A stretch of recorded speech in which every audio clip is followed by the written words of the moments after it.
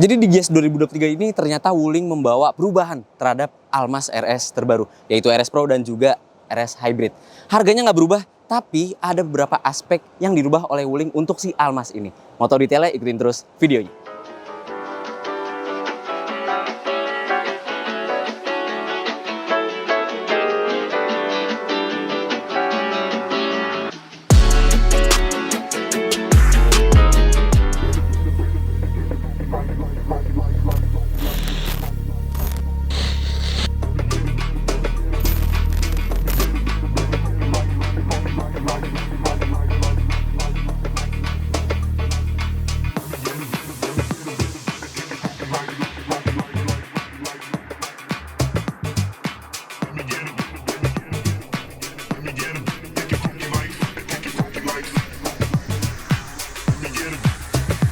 Yes, Almas terbaru ini juga harganya memang masih sama.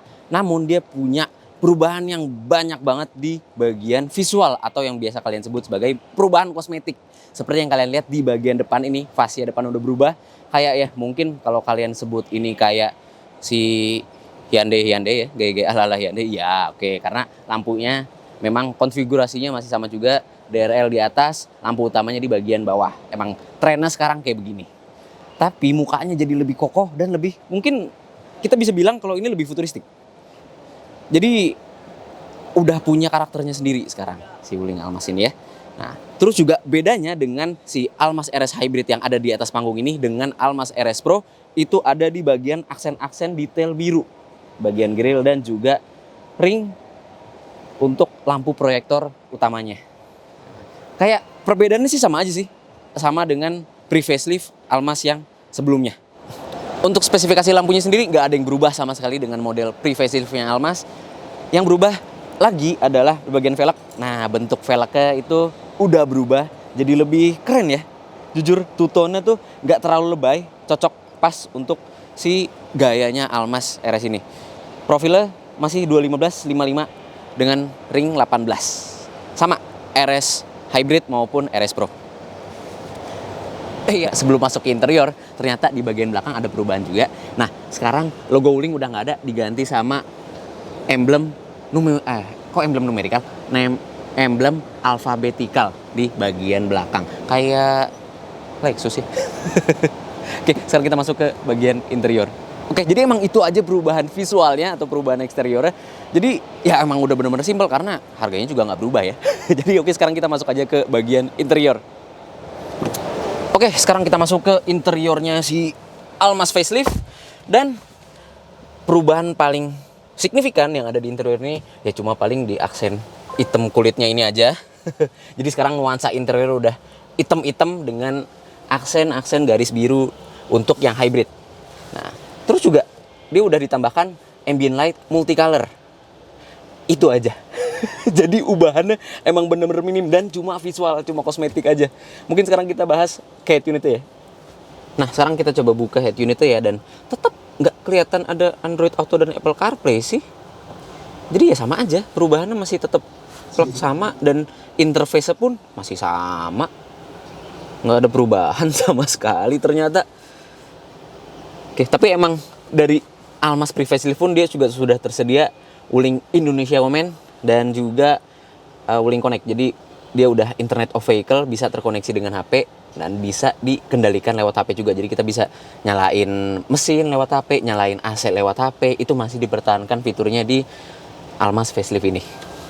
Tapi ya bener-bener gak ada perubahan.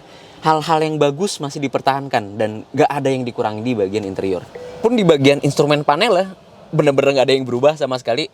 Dia tetap sama persis plug full digital dengan layar full color juga, dan ADAS-nya pun juga lengkap. Ada adaptive cruise control masih, terus lane assist juga ada, braking assist pun masih ada. Semuanya masih dipertahankan. Semua fitur bener-bener masih dipertahankan.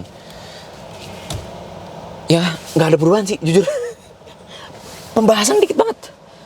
Mungkin kita coba ke belakang kali ya. Mungkin ada fitur di belakang yang bisa kita bahas. Yuk.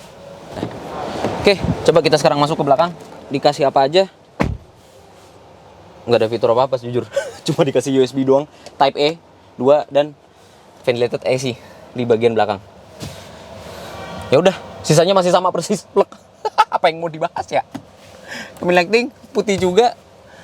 Combine lighting sih. Lampu baca, panoramic roof sampai belakang, dan konfigurasi duduknya juga masih 5+2. Jadi yang 2 belakang itu cuma buat anak-anak aja.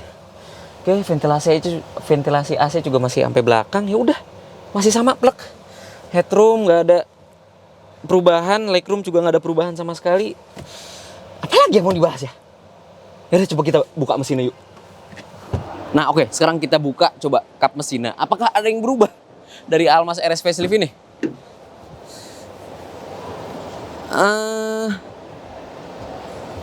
Loh ternyata masih sama loh, persis 2000 cc hybrid dengan dedicated hybrid transmission untuk yang Almas RS hybrid. Kalau yang Almas RS Pro tadi kita juga udah lihat sama juga 1500 turbo dengan transmisi CVT. Jadi nggak ada perubahan sama sekali di bagian mesinnya. Output pun masih sama persis, plek. Ya udah, jadi ubahannya bener-bener cuma kosmetik di bagian eksterior maupun interiornya. Oke, jadi itu aja perubahan Almas RS facelift yang terbaru. Harganya nggak berubah sama sekali, tapi dia emang perubahannya lumayan signifikan di bagian kosmetik. Nggak banyak, tapi signifikan. Tapi ada satu hal yang kita sadari di bagian depan, itu kok kayak udah nggak ada lagi radarnya ya. Yang kita takutkan adalah adaptive cruise control itu udah nggak pakai radar, tapi udah fully pakai kamera. Jadi ya udah, tergantung penglihatan visual kameranya aja tuh, adaptive cruise control ya. Well, itu agak disayangkan sih kalau misalkan radarnya beneran dihilangin.